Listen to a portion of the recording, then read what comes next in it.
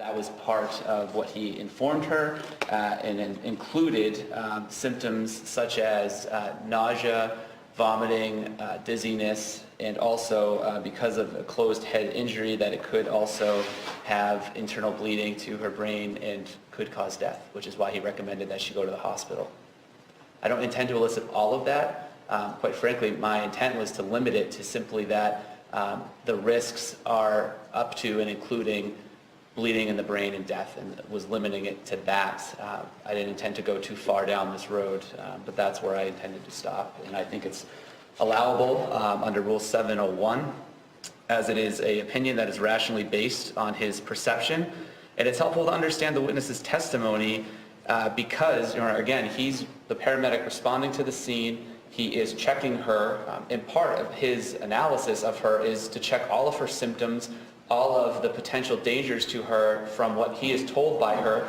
He has never seen the video. He's not going to describe that I knew there was 40 punches, that there was knees to the head, but that she had described that she had been assaulted and that the brunt of the force was to her head and skull, which is why he walked through doing a review of her symptoms, her body, which is all contained in his report, and he ultimately made that final recommendation because he can't see whether or not, from his observations of her, if she has internal bleeding. That's not something he can see, and it's something that, based on the that's rationally based on his perception, given what occurred, he made that recommendation. That's why the extent of it.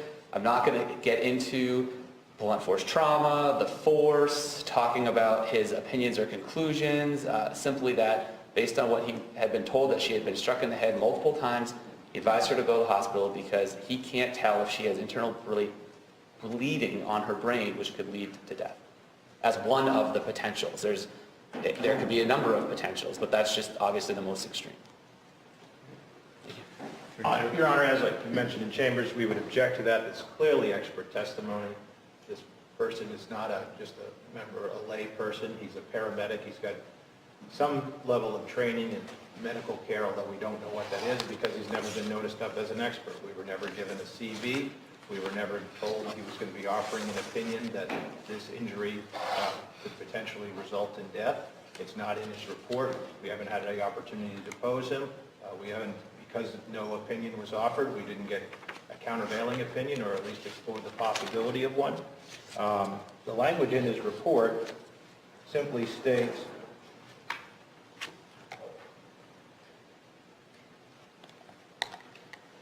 the patient was informed of the risks and signs, symptoms, and potential risks of head injuries, period.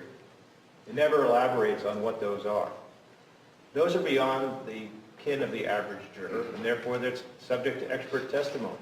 It also goes directly to one of the elements in the offense. The state noticed up 2 experts in this case, didn't call either one of them, and this EMT is not on that list.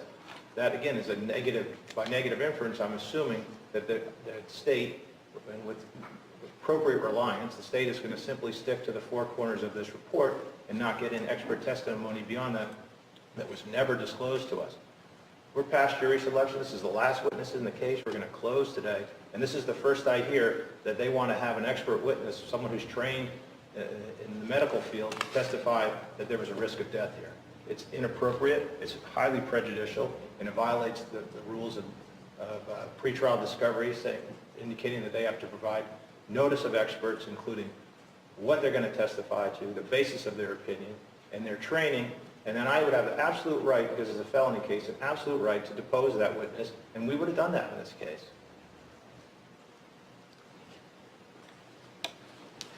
Again, Your Honor, I would dispute that this is expert testimony and just point out that one of the witnesses, the first responding officer, Officer Marvin, has already testified as to her concern that she could have bleeding in her brain, which could lead to death. So this is not the first time the jury will have heard this testimony.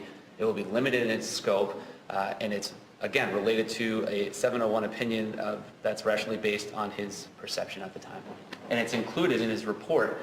Again, I understand he didn't specifically state including death. He didn't articulate what the symptoms, risks are, but he did note in his report, and he was noticed to defense that anything included in his report would be testified about, which includes the patient was informed of the risks and the signs, symptoms, and potential risks of head injuries. I would just note, in addition to the objections that I already made, if the state has made the argument that it's already in evidence and it's cumulative under 403 and it's inadmissible on one additional grounds.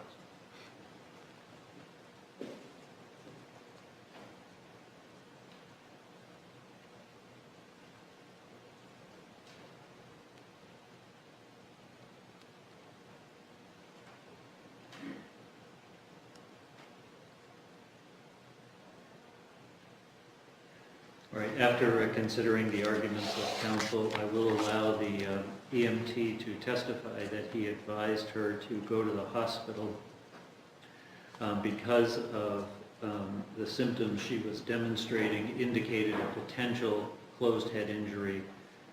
Beyond that, however, what the risks are, the risks of varying degrees of severity, including death, those are the areas of expert testimony, including the likelihood of those risks, what the risks actually are, and then the mechanism that would bring about those risks are, in my opinion, all the subject of expert testimony that needed to be disclosed. However, I will allow him, as a matter of fact, to say that he saw symptoms of a closed head injury and advised her to go to the hospital.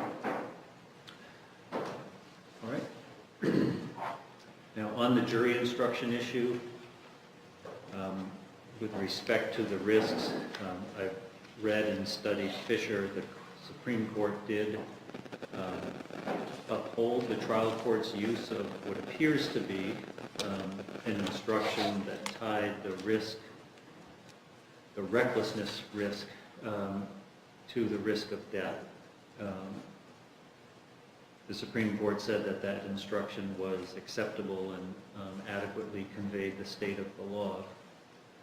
However, I do not believe, and it is my opinion that that's not what the law requires and what the law contemplates in a second-degree assault extreme indifference case. In my view of the law, and in order to give meaning to each of the elements of the offense, that the recklessness state of mind flows to the prohibited result of bodily injury, and then there is the attendant circumstance element, which is extreme indifference to the value of human life. And I will instruct the jury, of course, that his actions, they have to find, exhibited extreme indifference to the value of human life. That is a blatant disregard for the risk to human life. And I will add the language earlier suggested about the injuries themselves do not have to be life-threatening.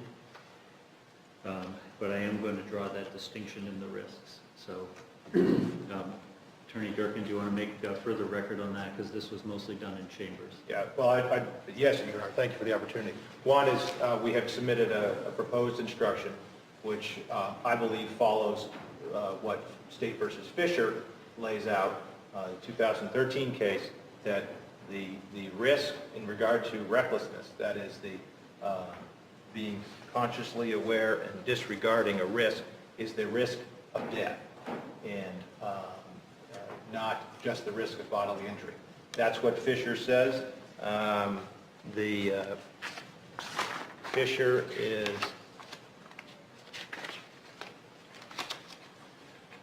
(165) New Hampshire 706, specifically at page 714, and where the Supreme Court goes on to sanction or approve of the trial court's instruction, is that the court also explained that the risk had to be to the victim's life. And that's the risk in that same paragraph talks about the risk that is a substantial and unjustifiable risk and consciously disregarding that risk. That risk specifically, Fisher says, is the risk to the value, to the victim's life, and not just bodily injury. Now, when there is a reckless mental state, it goes through all the elements of the offense. So yes, you're right in the sense that it goes to bodily injury, but it also goes to the risk of death. And that would be the proper instruction here. I've outlined that in my submission. I put case citations on that, and I would incorporate that by reference as well. And I'd also note, to the extent that there's a model instruction on this, that model instruction predates Fisher. I just don't see how the court here, the trial court here, would take a risk that if this doesn't turn out the way that Jordan wants, and appeals this with the resources that would have to be expended in the second trial, when Fisher has already said, the Supreme Court in Fisher, in a unanimous opinion, just a few years ago, said this is a proper instruction. Well, I think what the Supreme Court in Fisher said was that the court adequately instructed the jury of the fact that the case does need to involve a risk to human life. What I think that means is that's what's captured in the circumstances manifesting an extreme indifference element. It would make no sense to me that recklessness would have to flow to the extreme indifference element. The way this statutory construction, in my view, works is the recklessness flows to the prohibited act, that's the definition of recklessness, or the prohibited result, and the prohibited result is bodily injury. Then there's an examination by the jury, and it's a jury question as to what the circumstances are under which he was acting, and did those circumstances manifest extreme indifference to her life. I think those are two separate inquiries. They may build on each other, but they're two separate inquiries. So while I understand the argument that the Supreme Court did accept the court's instruction in Fisher, I do not read Fisher as saying that that is the instruction that you have to give. It adequately reflected the law. I think the law is more accurately reflected as tying recklessness to the risk of bodily injury, and then extreme indifference. The jury has to find that circumstances are such that elevates the crime from what would be a simple assault to a felony. State wish to be heard any further on the instruction issue? No, Your Honor, thank you. Attorney Durkin, anything further? I want to make sure you have the complete record.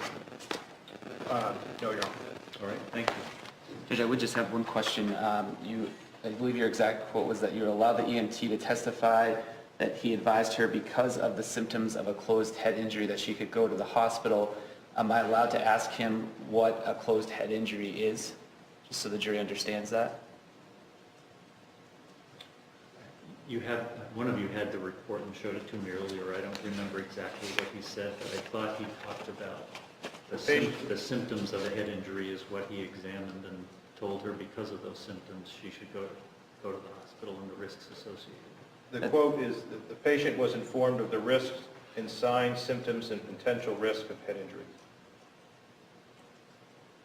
And where's the part about advising? Oh, her to sorry, the hospital? just before that.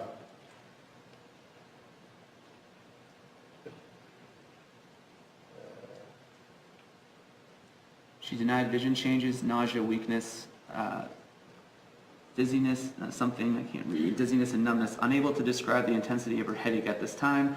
She was advised due to the injuries that it is advisable to be transported for evaluation at the hospital. She declined EMS at this time, stating that her significant other was on his way and he would drive her to the hospital for evaluation. The patient was informed of the risks and the signs, symptoms, and potential risks of head injuries. Her hand wound was bandaged and gauze was given. She understood and accepted the risks. Right, and so what is it that you want me to, you're asking to expand on what I'm going to allow him to say? Just that, I believe what the court had said was that he'd be allowed to testify that he advised her that because of the symptoms of a closed head injury, that she should go to the hospital, and I just want it to And be... I thought the offer of proof, and maybe I misunderstood the report, I thought that the EMT had noticed certain symptoms that might be consistent with a head injury. But what you just read to me was she denied all symptoms that might be consistent with a head injury, except for she couldn't rate the degree of her headache at that point. Right, she was tearful, physical assessment was noted, she denied loss of consciousness at any time during the assault, she reported a headache, and then she denied the symptoms, but he would say, despite that, it's because you can't see inside of her head that she wouldn't know that she could have an internal injury, and that's why he advised her to go to the hospital. An internal injury to her head. It wasn't necessarily based on an observation of symptoms, but more out of precaution. And associated with the headache that she was describing. And But I think it needs to be limited to that. She was expressing a headache, and so that is one potential symptom of a head injury, so I advised her to go to the hospital. Okay. And of course, you can cover on the cross that other symptoms she didn't have. That's up to you. Though. All right? Okay. Thank you. Anything further before we bring in the jury? If I could just talk to him for 2 minutes. Of course, Thank you. yes, take your time. And then just let me know when you're ready. Thank you. All rise.